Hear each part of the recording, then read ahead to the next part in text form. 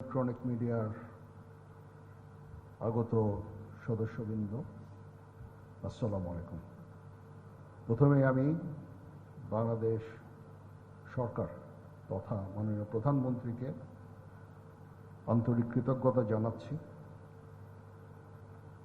যে উনি আমাদের এই জমি আমাদের প্রতিরক্ষা শিল্পের জন্য দান করেছেন প্রতীকী মূল্যে। এটা একদিনে হয়নি, এই জন্য অনেক কাজ করতে হয়েছে এবং আমি অত্যন্ত কৃতজ্ঞ মাননীয় মন্ত্রী মহোদয় এবং প্রতিমন্ত্রী মহোদয় তার কাছে, মাননীয় সেক্রেটারি মহোদয়, উনি ছাড়া এটা কখনোই সম্ভব হতো না। তো এই জন্য ওনার কাছেও কৃতজ্ঞ ডিফেন্স অ্যাডভাইজারের কাছে এবং কৃতজ্ঞ সংশ্লিষ্ট সকলের কাছে। এখানে অনেক কথাই বলা হয়েছে, কিন্তু একটা জিনিস আমার মনে হয় বলা হয়নি। এই জায়গাটা কেন চুজ করেছি? বিকজ এটা হচ্ছে চট্টগ্রামে পোর্টের কাছে। আমরা খালি এই প্রতিরক্ষার শিল্প নিজের প্রয়োজন মেটানোই নয়, আমরা এটাকে রপ্তানিমুখী শিল্পে রূপান্তর করতে চাচ্ছি। এবং এই যে যত লোক এখান থেকে ছাঁটাই হয়ে চলে গেছে, তার দ্বিগুণ তিনগুণ লোকের কর্মসংস্থান এখানে হবে এবং এটা একটা রপ্তানিমুখী শিল্পে আমরা রূপান্তর করতে চাচ্ছি। এটা থেকে অনেক বৈদেশিক মুদ্রা অর্জন সম্ভব হবে। আমি আপনাদের জাস্ট জ্ঞাতার্থে আমি জানাচ্ছি, এটা আমাদের বাণিজ্য মন্ত্রণালয়ের সাথে কাজ করতে হবে। আমাদের যে অ্যাসল্ট রাইফেল আমরা বানাই, যে অ্যামুনেশন বানাই, যে গোলা বারুদগুলো বানাই, এটা মার্কেট বাইরে আছে। তারা আমাদের কাছ থেকে চায় যে আমরা যেন তাদের কাছে বিক্রি করি।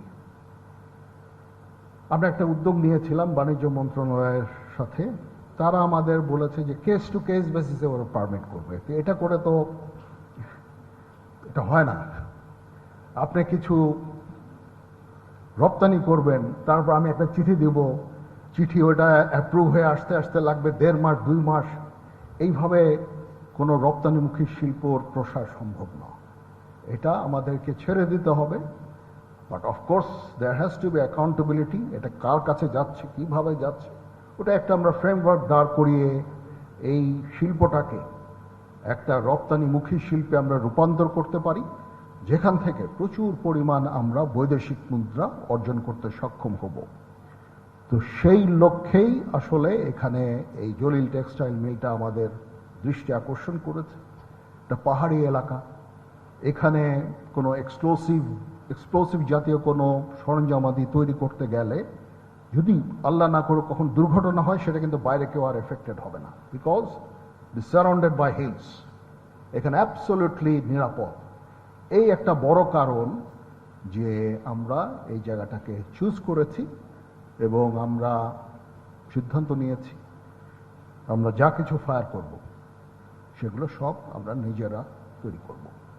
কারণ আমদানি করে যুদ্ধ করা সম্ভব না।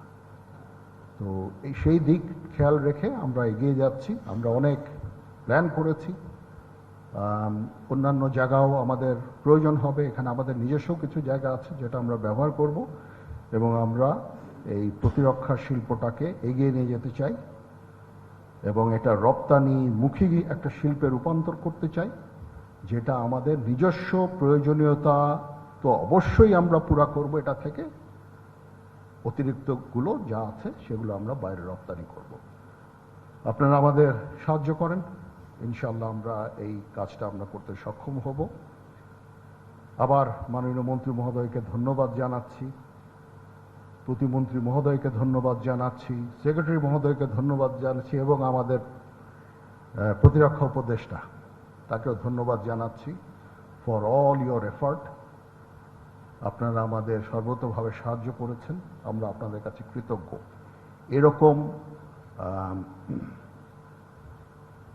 প্রতিরক্ষামুখী অ্যাডমিনিস্ট্রেশন আমরা বহুদিন পাইনি। আপনারা এই যে ডিফেন্সকে গড়ে তুলতে চাচ্ছেন, এরকম আমরা অতীতে আমরা এরকম পরিস্থিতি পাইনি। এই জন্য আপনাদের কাছে অত্যন্ত কৃতজ্ঞ। আপনারা কারেক্টলি আইডেন্টিফাইড যে আমাদের একটা খুব শক্ত প্রতিরক্ষা শিল্প দরকার, প্রতিরক্ষা বাহিনী দরকার। আমাদের তিলে তিলে এখন প্রায় 2.5 লক্ষ সেনাবাহিনীতে রূপান্তরিত হয়েছে। এটা একটা বড় সেনাবাহিনী। তাছাড়াও আমরা যেটা তৈরি করি সেটা অল 3 সার্ভিসেসের জন্য, মূলত আর্মি, নেভি, এয়ারফোর্স সবার জন্য এই গোলাবারুদ তৈরি হবে। পুলিশের জন্য হবে, আনসার ভিডিপির জন্য হবে, সবার জন্য, এনি প্যারামিলিটারি ফোর্স অল। এবং এটা সবাই আমরা এটা থেকে ইনশাআল্লাহ উপকৃত হব। সেই উদ্দেশ্যেই এটার জন্য আমরা কাজ করে যাচ্ছি। আপনাদেরও আন্তরিক ধন্যবাদ, কৃতজ্ঞতা। আবার ইউ হ্যাভ রিয়েলাইজড, আপনারা বুঝেছেন এর প্রয়োজনীয়তা। আমি অত্যন্ত কৃতজ্ঞ ব্যক্তিগতভাবে। সবাই ভালো থাকবেন। ইনশাআল্লাহ আমরা একটা সমৃদ্ধশালী বাংলাদেশ দেখতে চাই, সমৃদ্ধশালী প্রতিরক্ষা শিল্প দেখতে চাই, রপ্তানিমুখী প্রতিরক্ষা শিল্প দেখতে চাই। আল্লাহ হাফেজ।